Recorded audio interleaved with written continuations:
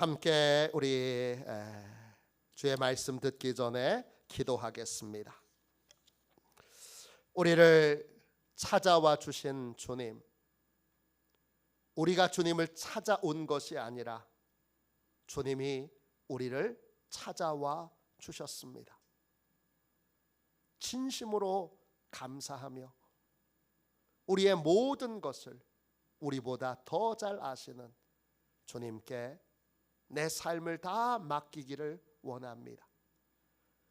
주님의 인도하심에 순종하는 삶을 살게 하여 주시고, 내가 주님의 말씀 앞에 가진 모든 핑계와 주장을 주님 앞에 내려놓고 오직 주님만을 믿고 신뢰함으로 주님의 인도하심을 따르게 하여 주옵소서. 예수님의 이름으로 기도합니다. 아멘. 할렐루야. 네. 나를 나보다 더 잘 아시는 주님, 나를 나보다 더 잘 아시는 주님, 이런 제목으로 함께 은혜를 나누겠습니다. 여러분, 세상에서 가장 심각한 죄가 뭐라고 생각하십니까? 세상에서 가장 심각한 죄는 뭘까요? 살인입니까? 간음입니까? 도둑질입니까? 사기입니까? 가장 심각한 죄는 도대체 뭘까요? 이 질문에 하나님은 뭐라고 대답하실까요? 이 질문에 하나님의 대답이 나옵니다. 근데 그 대답이 우리의 예상과는 크게 다릅니다. 요한복음 16장 8절 9절에 하나님의 대답이 나옵니다. 그가 와서 죄에 대하여, 의에 대하여, 심판에 대하여 세상을 책망하시리라. 죄에 대하여라 함은 그들이 나를 믿지 아니하며. 성령 하나님께서 우리에게 오셔서 죄에 대해서도 가르쳐 주시고, 의에 대해서도 가르쳐 주시고, 심판에 대해서도 가르쳐 주시는데, 성령님이 가르쳐 주시는 가장 심각한 죄는 예수님을 믿지 않는 죄입니다.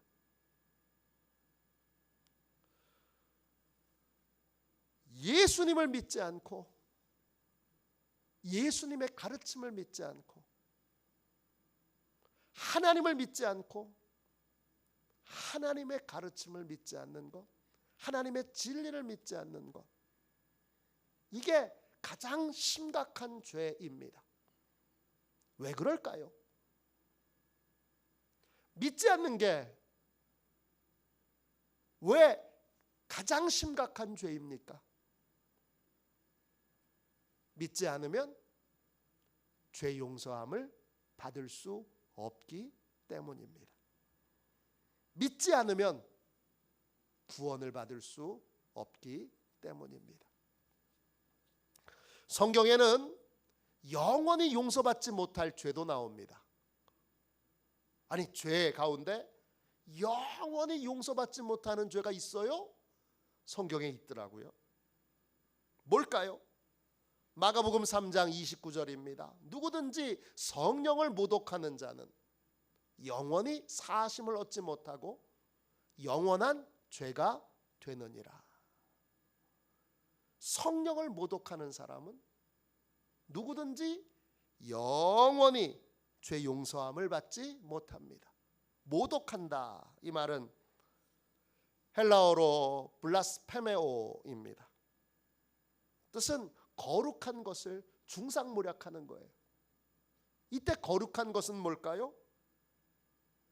우리를 구원하시려고 하는 하나님의 구원 계획입니다. 구원 계획을 중상모략하는 것, 즉 예수 믿는 것을 중상모략하는 것, 즉 예수 믿지 않는 것, 그게 결국 영원히 용서받지 못하는 죄입니다. 성령님은 전도의 영이시고 선교의 영이십니다. 우리를 향한 성령 하나님의 간절한 소망은 우리가 진심으로 예수님을 믿는 것입니다. 믿는 척하는 게 아니라 믿는 것으로 사람들에게 보여지려고 연극하는 것이 아니라 언제나 예수님이 날 보고 계시지, 이 마음으로 예수님과 동행하는 삶을 사는, 예수님을 진실로 믿는 것이 우리 성령 하나님의 간절한 소원입니다. 이 소원을 멸시하고 조롱하는 것이 성령님을 모독하는 것입니다. 그 핵심은 예수님을 믿는 척하거나 예수님을 믿지 않는 것입니다. 예수님을 믿지 않는 게 성령님을 모독하는 것이고 영원히 죄 사함을 얻지 못할 죄입니다. 죄 용서함을 받으려면 예수님을 믿어야 합니다. 구원을 받으려면 예수님을 믿어야 합니다. 오늘 말씀해 보면 니고데모라고 하는 사람이 나옵니다. 이 사람은 처음에는 예수님을 믿지 않았습니다. 나중에 예수님을 직접 만나고 나서야 예수님을 믿게 됩니다. 믿는다는 건 무엇입니까? 믿는다, 이 말은 헬라어로 피스테우오입니다. 뜻은 설득당하는 겁니다. 마음이 바뀌어. 처음에 만났을 때는 그런 마음이 아니었는데 만나고 나서 그분에게 설득당하는 겁니다. 그래서 신뢰하게 되고 믿게 되는 것이 믿는 겁니다. 예수님을 믿는다는 건 크게 두 가지를 믿는 것입니다. 첫째, 예수님이 하나님께서 보내신 유일한 구원자이심을 믿고 신뢰하는 것입니다. 이것만 가지고서는 예수님을 믿는 믿음의 삶을 살 수 없습니다. 하나 더 필요합니다. 예수님께서 나보다 나를 더 잘 아신다는 사실을 믿고 신뢰해야 합니다. 왜 그러냐? 왜 그래야 하느냐? 주님께 순종하기 위해서는 반드시 주님이 나보다 나에 대하여, 내 상황에 대하여, 내 입장에 대해서 더 잘 아신다라는 믿음이 필요합니다. 주님은 때때로 한 번도 해보지 않은 일을 하라고 하십니다. 주님은 때때로 한 번도 가보지 않은 길을 가라고 하십니다. 이때 주님이 나보다 나에 대하여 더 잘 아셔, 이 믿음이 없다면 우리는 내 상황과 처지를 주장하게 됩니다. 주님, 제 상황이 어려워요. 제 처지가 어려워요. 주님, 저한테 이런 약점이 있어요.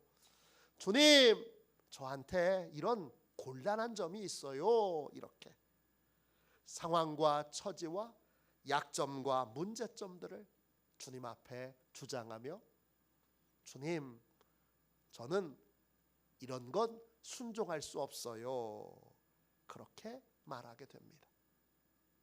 그러나 주님이 나보다 나에 대해서 더 잘 아셔,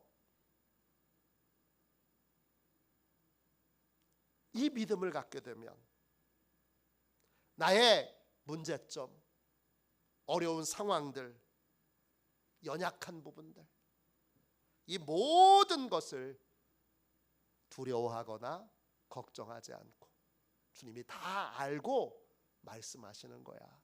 주님께 다 해결의 방법이 있어. 그렇게 믿고 주님께 순종하게 됩니다.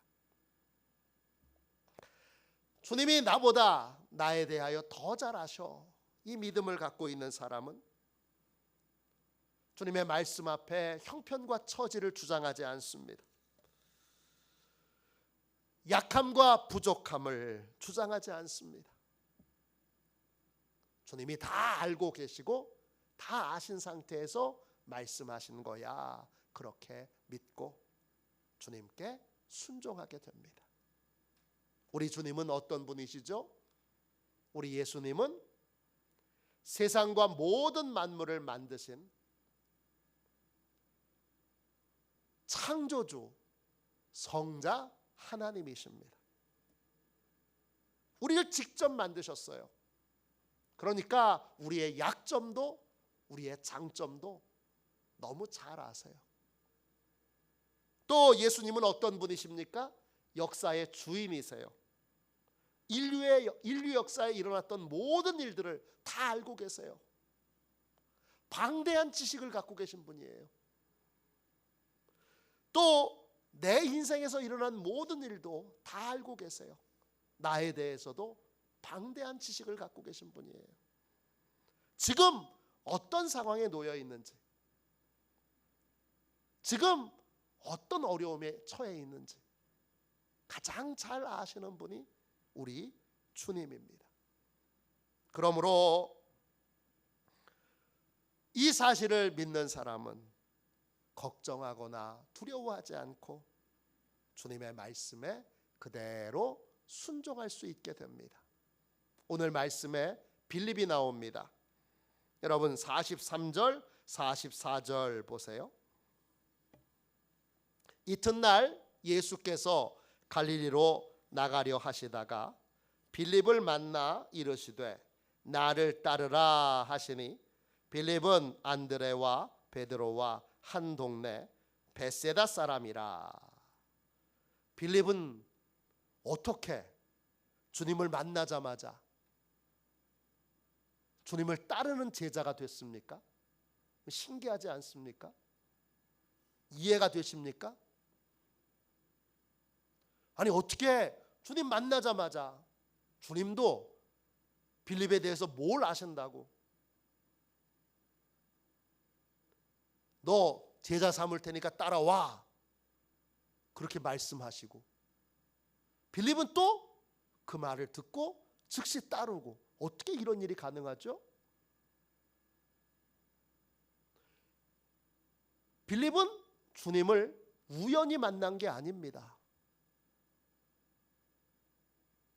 주님이 빌립을 찾아오신 겁니다. 만났다 이 말이 헬라 말로 휴리스코입니다.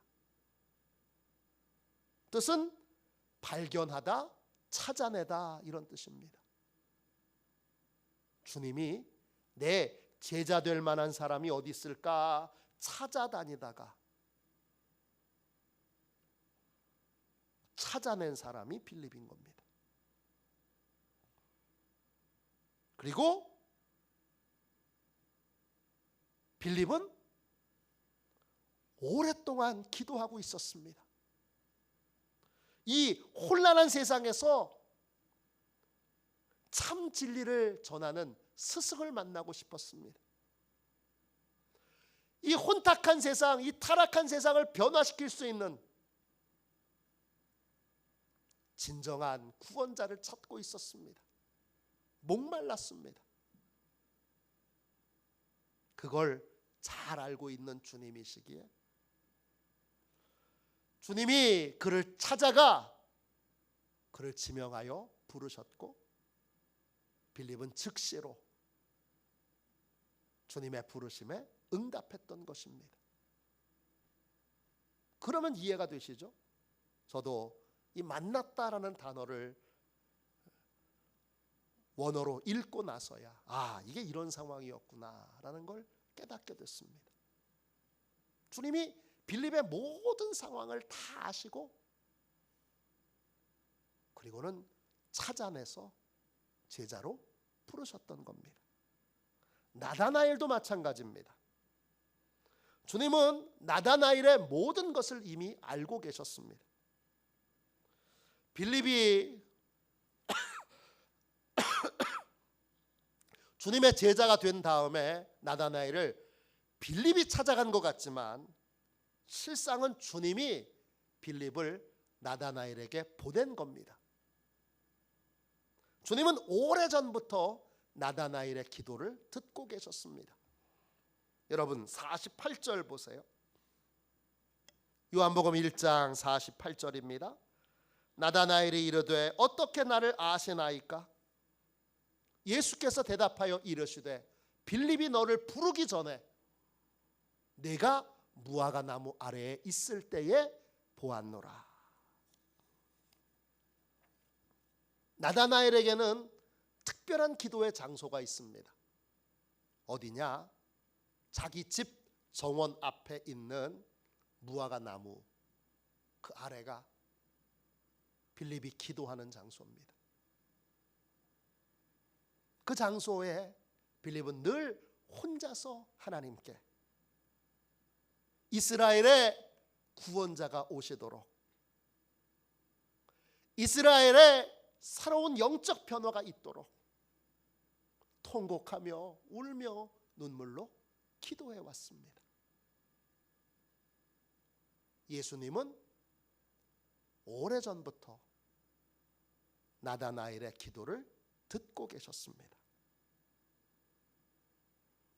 그래서 나다나엘의 기도를 들으시고 주님이 빌립을 보내셔서 빌립이 너를 부르기 전에 주님이 다 이미 나다나엘이 어떤 마음과 어떤 소원을 갖고 있는지 아시고 빌립을 보내셔서 주님에게로 인도하게 하셨던 것입니다.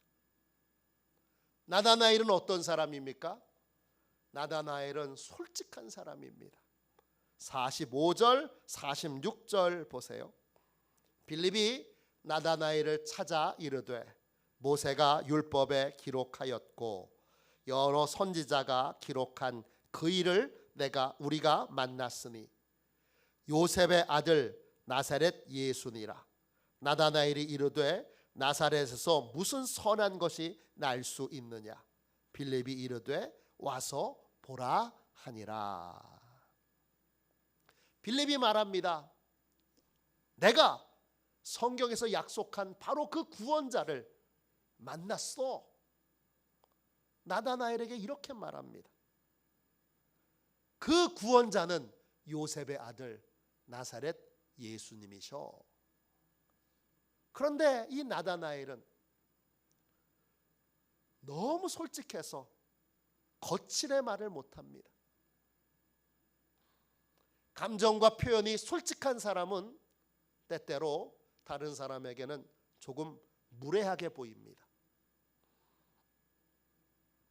나다나엘은 자신이 기도해왔던, 눈물로 기도해왔던 바로 그 구원자가 나사렛이라는 촌동네에서 났을 리가 없어, 이렇게 생각합니다. 그는 거침없이 자기의 생각을 이렇게 내뱉습니다. 나사렛에서 무슨 선한 것이 날 수 있느냐? 그러자 빌립은 나다나엘의 이 말투에 이미 익숙해 보입니다.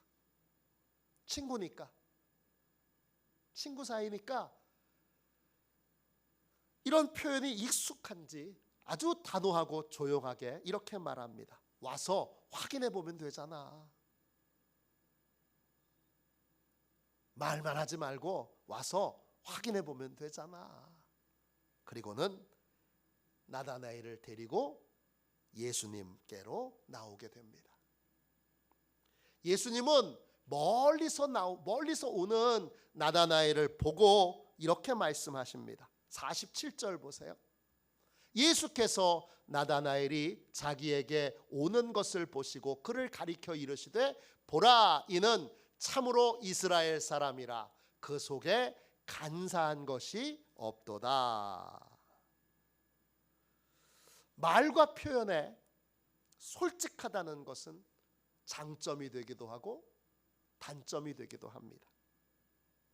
나다나엘은 장점과 단점이 명확한 사람입니다. 그런데 주님은 나다나엘의 단점이 아니라 장점을 먼저 보십니다. 참으로 이스라엘 사람이다.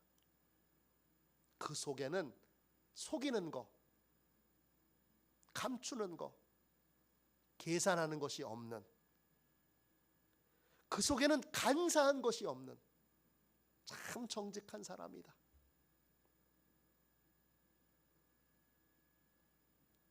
주님이 그렇게 나다나엘을 인정해 주십니다.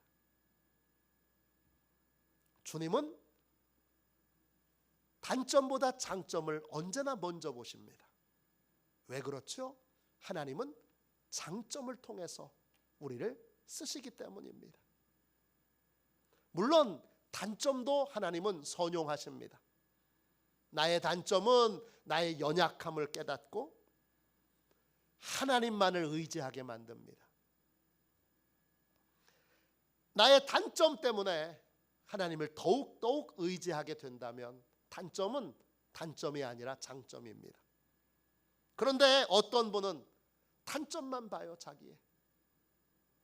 그래서 자기를 멸시하고 학대하는 사람들이 있습니다. 자기를 향해서 이 바보 같은 놈, 이 멍청한 놈, 그러면서 끊임없이 자기를 자책하고 원망하며 세월을 낭비하는 분들이 있습니다. 이런 분들은 자기의 장점을 보지 못해요. 자기의 단점만 보고 스스로를 난 아무것도 할 수 없는 무가치한 존재야, 나 같은 건 아무것도 못해, 이렇게 생각합니다.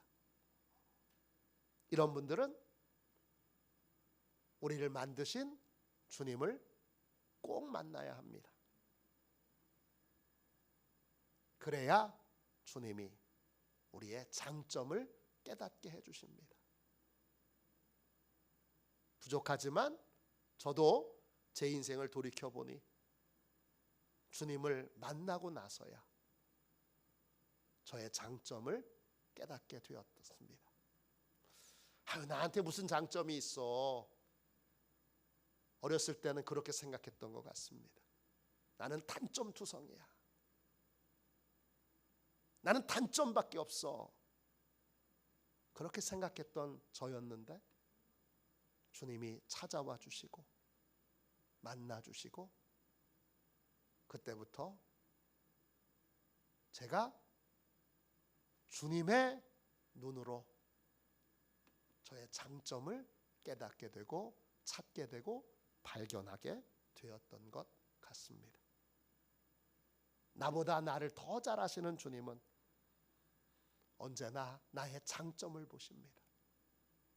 그리고 언제나 나의 장점을 먼저 말씀해 주시고 내 장점을, 나도 모르는 나의 장점을 끄집어서 말씀해 주십니다. 그러므로 주님을 만나면 나를 바라보는 가치관이 달라집니다. 나를 바라보는 생각이 달라집니다. 뭔가를 큰 일을 이루어서가 아니라, 뭔가 대단한 일을 해내서가 아니라 주님이 이미 나를 만드셨을 때에 나를 가치 있고 의미 있게 만드셨습니다. 그걸 주님이 깨닫게 해 주십니다. 주님께서 처음 보는 자신을 칭찬하자 나다나엘이 주님께 이렇게 묻습니다. 48절을 한 번 더 읽겠습니다.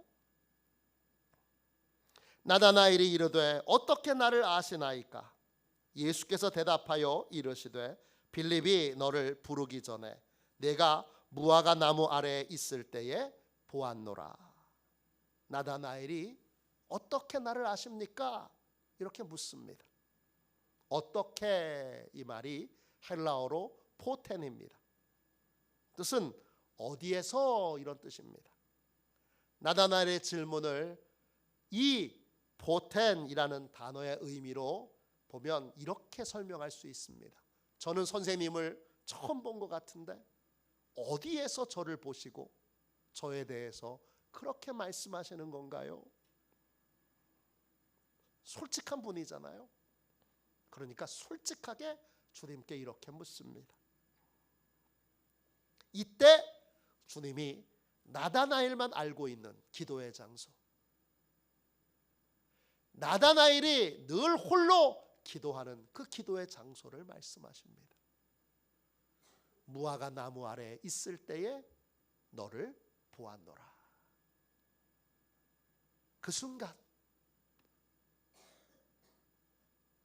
주님에 대한 모든 의심과 모든 부정적인 생각이 나다나엘의 마음에서 완전히 무너집니다.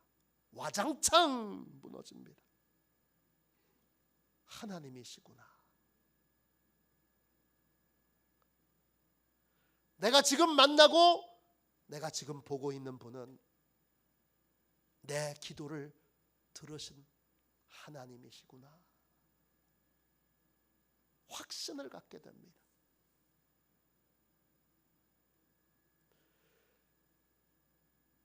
하나님이 내 기도를 들으시고 빌립을 보내셔서 나를 주님께로, 진정한 구원자에게로 인도해 주셨던 거구나 라고 하는 걸 깨닫게 됩니다. 이걸 깨달은 나다나엘은 그 자리에서 바로 엎드려서 이렇게 주님께 고백을 합니다. 49절입니다. 나다나엘이 대답하되 랍비여, 당신은 하나님의 아들이시요 당신은 이스라엘의 임금이로소이다. 나다나엘은 주님에 대한 이야기를 처음 들었을 때 나사렛 출신이라고 그는 주님에 대하여 부정적인 생각을 품었습니다. 그러나 주님을 만나고 나서 주님이 나보다 나에 대하여 더 잘 아시는 하나님이시라는 사실에 놀라게 됩니다. 내 은밀한 소원까지 다 알고 계시는 분, 그분이 바로 주님이시란 사실을 깨닫고 자신의 모든 생각과 판단을 내려놓고 주님을 진정한 하나님의 아들이요 진정한 구원자이심을 고백하게 됩니다. 주님이 모든 것을 잘 아시는 분이시라는 걸 인정하게 되면 우리는 주님의 말씀 앞에 환경과 상황을 핑계대지 않고 그냥 순종하게 됩니다. 나보다 모든 것을 잘 아시는 주님이시다, 이걸 인정하면 나의 연약함, 부족함을 주장하지 않게 됩니다. 나의 계획과 나의 소망도 말하지 않게 됩니다. 왜냐? 그거 모든 걸 다 잘 아시는 분이, 더 잘 아시는 분이 주님이시기 때문입니다.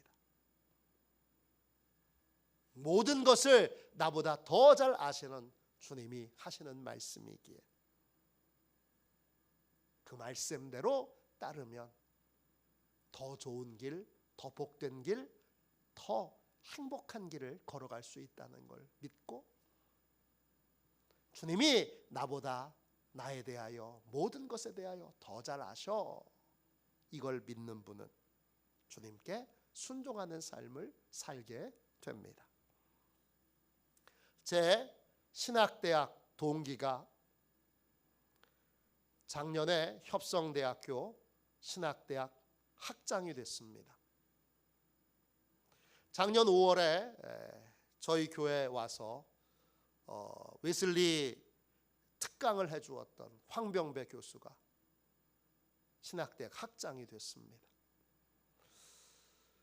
황병배 교수하고는 대학교 동기고 대학원도 동기입니다. 둘 다 연세대학교 연합신학대학원을 함께 나왔습니다. 근데 남들이 모르는 재밌는 사실이 하나 있습니다. 황병배 교수가 지금은 선교학을 가르치고 있는데 대학원 다닐 때는 기독교 교육학을 전공했습니다. 늘 저를 만나고 같이 대화를 나누면 기독교 교육학에 대한 애정과 사랑을 고백했습니다. 나는 평생 기독교 교육을 연구하면서 살 거야. 그래서 저는 기독교 교육을 평생 전공할 줄 알았습니다. 대학원을 졸업하고 오랫동안 헤어져 있었습니다. 저는 군대를 갔고 그리고 목회를 나와서 목회의 길을 걸어가고 있었고, 황병배 교수는 군목으로 군에 입대했다가 제대하여 미국으로 공부하러 갔습니다. 오랫동안 떨어졌다가 이제 한국으로 돌아와서 여러 신학대학에 시간 강사를 하고 있을 때 오래간만에 연락이 닿아서 만났습니다.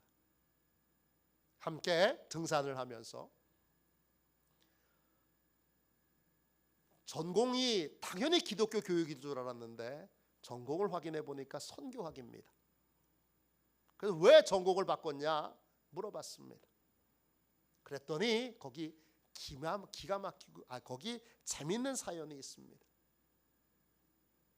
군을 제대하고 이제 미국에 있는 어느 대학에 가서 공부를 해야 할까 하나님께 기도를 하는데 계속 기도하던 끝에 어떻게 하면 좋을까 하는데 부목사로 섬겼던 교회가 광림교회고, 그리고 이 황병배 교수가 자기의 영적인 멘토라고 여겼던 분이 김선도 감독님이십니다. 그래서 김선도 목사님이 에즈베리로 가 그렇게 추천을 해주셔서 로스앤젤레스에 있는 에즈베리라고 하는 신학대학에 가서 공부를 하기로 했습니다. 하나님께 인도를 구했고, 그리고 자신의 영적 멘토라고 여기는 그러한 목사님의 추천을 받아서 그래서 그 학교에 갔습니다. 근데 그 학교에 가서 공부하면서 중요한 사실을 하나 알게 됐습니다. 그 학교에는 기독교 교육 박사 과정을 지도할 수 있는 지도교수가 없습니다. 학부를 가르칠 수 있는 대학교 학생들을 가르칠 수 있는 기독교 교육 각 교수님은 계신데 박사 학위를 지도해 줄 수 있는 교수님은 안 계셨습니다. 하나님의 인도를 받았다고 생각했는데, 기도를 많이 하고 결정했다고 생각했는데, 또 존경하는 목사님의 말씀에 순종해서 왔다고 생각했는데, 내가 바라고 내가 소망했던 그 기독교학, 그걸로는 공부를 할 수 없는 겁니다. 꽤 오랜 시간 동안 방황도 하고 고민도 하고 학교를 옮겨야 될까 어떻게 할까, 그러다가 에즈베리 대학교에 제일 유명한 게 선교학입니다. 선교학으로 전공을 바꾸게 됐습니다. 그리고 선교학 박사가 돼서 한국에 돌아왔습니다. 그런데 진짜 놀라운 건 그 다음입니다. 신학대학교 정교수 자리는 결코 쉽지가 않습니다. 왜냐? 실력하고는 상관없이 자리가 안 납니다. 감리교회에 3개의 신학대학이 있는데 그 3개의 신학대학에 있는 교수님의 정교수님 자리는 이게 쉽게 나는 자리가 아닙니다. 한번 들어오면 한 30년 하시니까 자리가 나기가 쉽지 않습니다.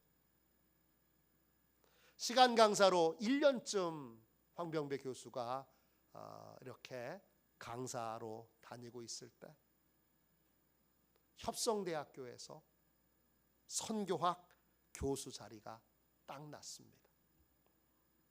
기독교 교육학은 3학교 다 자리가 유연한데 선교학 교수 자리는 났습니다. 또 다른 전공 박사들은 많이 있는데 선교학 박사는 드물었습니다. 그 당시에. 그래서 황병배 교수가 감리교신학대학 출신임에도 불구하고 협성대학교에 어렵지 않게 교수가 됐습니다. 그리고 성실하게 연구하고 강의하고 그래서 인정받아서 작년에 신학대학 학장까지 올랐습니다. 주님이 나보다 나에 대해서 더 잘 아십니다. 주님은 먼 미래까지 다 보시고 이렇게 걸음걸음을 인도하고 계십니다. 우리도 나다나엘처럼 주님께 항복해야 합니다. 우리는 나에 대해서도 모르고 세상에 대해서도 모르고 미래에 대해서도 모릅니다. 모든 걸 제일 잘 아는 분이 바로 우리 주님이십니다. 그러므로 우리는 우리의 주장, 우리의 계획, 우리의 핑계를 다 내려놓고